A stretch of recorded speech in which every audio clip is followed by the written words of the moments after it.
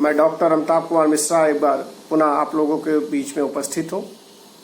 मेरे इस YouTube channel पर आप सभी का स्वागत है, अभिनंदन है। आज हम लोग चर्चा करेंगे अमेरिका के राष्ट्रपति पद के चुनाव की। यह चुनाव विश्व के प्रजातांत्रिक देशों के लिए एक महत्वपूर्ण चुनाव है, न केवल अमेरिका के लिए बल्कि अन्य सभी राष्ट्रों के लिए यह एक महत्वपूर्ण चुनाव माना जाता है। विश्व के सभी राष्ट्रों की निगाहें इस चुनाव की ओर रहती हैं और इस दृष्टि से हम लोग आज इस चुनाव का अध्ययन करेंगे। अमेरिकी संविधान के अनुच्छेद 2 में यह स्पष्ट रूप से कहा गया है कि अमेरिकी संघ की समस्त कार्यपालकीय शक्ति एक राष्ट्रपति में निहित होगी। इसी अनुच्छेद की उपधारा 1 में राष्ट्रपति पद के लिए क्या योग्यता होनी चाहिए इसका भी वर्णन है, जिसमें यह कहा गया है कि अमेरिकी राष्ट्रपति पद का उम्मीदवार वही व्यक्ति हो सकता है जो अमेरिका का जन्मजात नागरिक हो। इसके अलावा उसकी आयु 35 वर्ष से कम न हो। साथ ही कम से कम वह 14 वर्षों से अमेरिका का निवासी रहा हो। यह 14 वर्ष लगातार नहीं है तो अलग अलग समयों में भी कुल अवधि 14 वर्ष से कम नहीं होनी चाहिए। वेतन भत्तों की अगर हम बात करें तो अमेरिकी राष्ट्रपति को वर्तमान समय में $4000 प्रति वर्ष वेतन मिलता है। इसके अतिरिक्त निवास के लिए व्हाइट हाउस, अपने उपयोग के लिए कार एवं एक हवाई जहाज एवं एक छोटा पानी का जहाज भी उपलब्ध होता है। इसके अतिरिक्त अन्य 17 प्रकार के भत्ते भी अमेरिकी राष्ट्रपति को प्राप्त होते हैं। ये वेतन एवं भत्ते अमेरिका की व्यवस्थापिका कांग्रेस के द्वारा तय किए जाते हैं, लेकिन राष्ट्रपति के कार्यकाल में इन वेतन में कोई कमी या बढ़ोतरी नहीं की जा सकती। अगर हम अमेरिकी राष्ट्रपति के वेतन की अन्य राष्ट्रों के राष्ट्राध्यक्षों से तुलना करें तो आपको यह जानकर आश्चर्य होगा कि अमेरिकी राष्ट्रपति का पद जितना शक्तिशाली है, लेकिन वेतन के मामले में वह विश्व में तीसरे नंबर पर आता है। विश्व में सबसे अधिक वेतन अगर किसी राष्ट्राध्यक्ष को प्राप्त होता है तो वह सिंगापुर के प्रधानमंत्री, जिनको $16 लाख प्रति वर्ष मिलता है। उसके बाद अमेरिका के राष्ट्रपति जो कि तीसरे नंबर पे आते हैं उनका वेतन है। ऑस्ट्रेलिया के प्रधानमंत्री का वेतन दूसरे नंबर पे है। अब अगर हम भारत से तुलना करें तो भारतीय राष्ट्रपति की तुलना में अमेरिकी राष्ट्रपति का वेतन 5 गुना ज़्यादा है। इसी से आप उसके पद के महत्व को या उसकी शक्ति का अंदाजा लगा सकते हैं। राष्ट्रपति को कुछ उन्मुक्तियां भी प्राप्त होती हैं, जैसे पद पर रहते हुए उसके खिलाफ किसी भी न्यायालय में कोई वाद नहीं चलाया जा सकता। उसको किसी भी वाद में गवाही देने के लिए नहीं बुलाया जा सकता।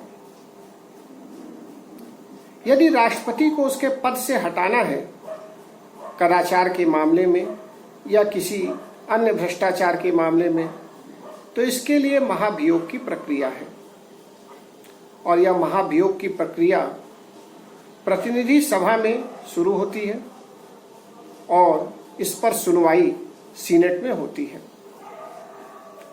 जब सीनेट राष्ट्रपति पर महाभियोग पद की सुनवाई करती है तो उस समय सीनेट की अध्यक्षता अमेरिकी सर्वोच्च न्यायालय का मुख्य न्यायाधीश करता है। ऐसी स्थिति में यदि सीनेट अपने 2/3 बहुमत से महाभियोग के प्रस्ताव को पारित कर देती है तो अमेरिकी राष्ट्रपति पर महाभियोग का प्रस्ताव पारित हो जाता है।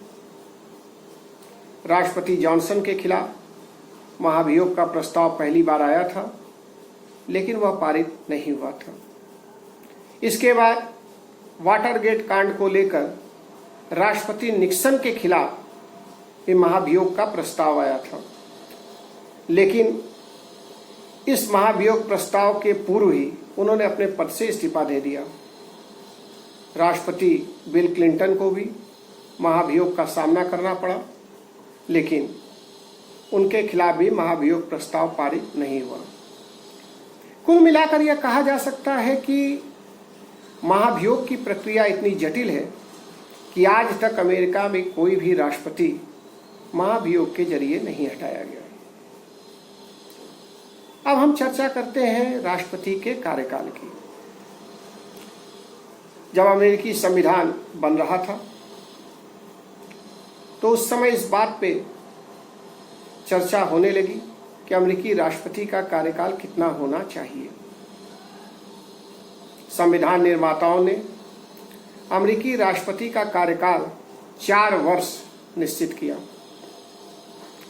लेकिन एक व्यक्ति कितनी बार राष्ट्रपति पद का चुनाव लड़ सकता है, इस पर कोई सहमति नहीं बनी। अमेरिका के पहले राष्ट्रपति जॉर्ज वाशिंगटन ने 2 बार राष्ट्रपति पद पे रहने के बाद तीसरी बार राष्ट्रपति पद का चुनाव लड़ने से इनकार कर दिया। तब से अमेरिका में यह परंपरा हो गई कि अब कोई भी व्यक्ति 2 बार के बाद राष्ट्रपति पद का चुनाव नहीं लड़ता था, लेकिन 150 वर्षों तक तो यह परंपरा चली, परंतु इसे तोड़ने का काम थियोडोर रूजवेल्ट और फ्रैंकलिन डी रूजवेल्ट ने किया। थियोडोर रूजवेल्ट तीसरी बार चुनाव लड़े, लेकिन वो चुनाव नहीं जीत सके, परंतु फ्रैंकलिन डी रूजवेल्ट न केवल तीसरी बार बल्कि चौथी बार भी अमेरिका में राष्ट्रपति बने, लेकिन अपना चौथा कार्यकाल पूरा करने से पूर्व ही उनकी मृत्यु हो गई। ऐसी स्थिति में अमेरिकी संविधान में 21वां संविधान संशोधन हुआ और यह तय किया गया कि अब संयुक्त राज्य अमेरिका में कोई भी व्यक्ति 2 बार से अधिक राष्ट्रपति पद का चुनाव नहीं लड़ सकता। यदि कोई व्यक्ति उपराष्ट्रपति पद पर रहते हुए राष्ट्रपति पद का कार्यभार ग्रहण करता है तो भी राष्ट्रपति पद के रूप में कार्य करने की उसकी कुल अवधि 10 वर्ष से ज्यादा नहीं होगी। इस तरह संयुक्त राज्य अमेरिका में यह नियम बन गया कि अब कोई भी व्यक्ति 2 बार से अधिक राष्ट्रपति पद के चुनाव नहीं लड़ सकता। अब हम चर्चा करते हैं राष्ट्रपति का चुनाव होता कैसे है। संयुक्त राज्य अमेरिका में राष्ट्रपति का चुनाव एक निर्वाचक मंडल के माध्यम से किया जाता है। इस निर्वाचक मंडल का कार्य केवल इतना होता है कि वह राष्ट्रपति पद का चुनाव करे और चुनाव के बाद उस निर्वाचक मंडल को भंग कर दिया जाए या भंग कर दिया जाता है। राष्ट्रपति पद के इस निर्वाचक मंडल में उतने ही उम्मीदवार होते हैं जितने कि अमेरिकी कांग्रेस में होते हैं। इसको हम इस तरीके से समझ सकते हैं कि संयुक्त राज्य अमेरिका की कांग्रेस के 2 सदन हैं, जिसमें उच्च सदन सीनेट और निम्न सदन हाउस ऑफ रिप्रेजेंटेटिव, जिसको हम प्रतिनिधि सभा कहते हैं, वो है। सीनेट के सदस्यों की संख्या है 100 और प्रतिनिधि सभा के सदस्यों की संख्या है 435। तो इस प्रकार कुल मिलाकर अमेरिकी राष्ट्रपति के निर्वाचक मंडल के सदस्यों की संख्या हुई 535। लेकिन अमेरिकी संविधान में 23वां संविधान संशोधन करके डिस्ट्रिक्ट ऑफ कोलंबिया से 3 व्यक्तियों को निर्वाचक मंडल में चुनने का प्रावधान किया गया। इस तरह से कुल मिलाकर अमेरिकी राष्ट्रपति पद के लिए निर्वाचक मंडल के सदस्यों की संख्या हो गई 538। ये 538 सदस्य मिलकर राष्ट्रपति पद का चुनाव करते हैं या वोट देते हैं या मतदाता बनते हैं।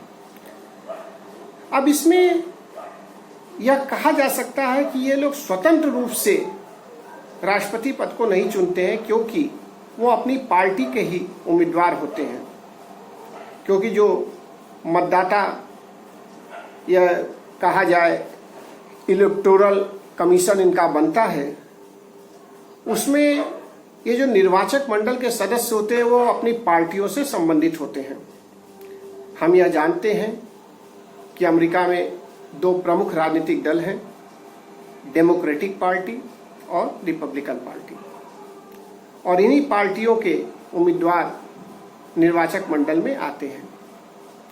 एक निश्चित तिथि को ये निर्वाचक मंडल के सदस्य अपने राज्यों की राजधानियों में एकत्र होते हैं और राष्ट्रपति पद के उम्मीदवारों को अपना वोट देते हैं।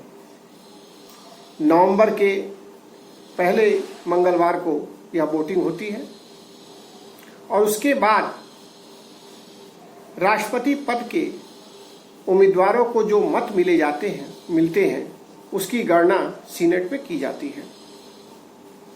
सीनेट का अध्यक्ष राष्ट्रपति पद के उम्मीदवारों में से जिसे भी निर्वाचक मंडल का बहुमत प्राप्त होता है उसे संयुक्त राज्य अमेरिका का राष्ट्रपति घोषित करता है। यदि किसी व्यक्ति को निर्वाचक मंडल का बहुमत प्राप्त नहीं होता तो ऐसी स्थिति में प्रतिनिधि सभा प्रथम 3 उम्मीदवारों में से जिसे चाहे उसे अमेरिका का राष्ट्रपति घोषित कर सकती है। यहाँ यह ध्यान देने की बात है कि प्रतिनिधि सभा के जो सदस्य होते हैं तो एक राज्य से जितने सदस्य होते हैं वह उस राज्य का वही मत माना जाता है। और यदि किसी राज्य में अगर हम मानते हैं कि 20 सदस्य हैं, 10 एक उम्मीदवार के पक्ष में हैं, 10 एक उम्मीदवार के पक्ष में है, तो वह मत नहीं गिना जाता। ऐसी स्थिति में प्रतिनिधि सभा राष्ट्रपति पद के उम्मीदवार जिसको बहुमत नहीं प्राप्त होता है उसे चुनती है। इस तरह से हम देखते हैं कि जो राष्ट्रपति पद के उम्मीदवार विजयी होते हैं वह अमेरिका के राष्ट्रपति बनते हैं और 20 जनवरी को वह अपने पद की शपथ लेते हैं।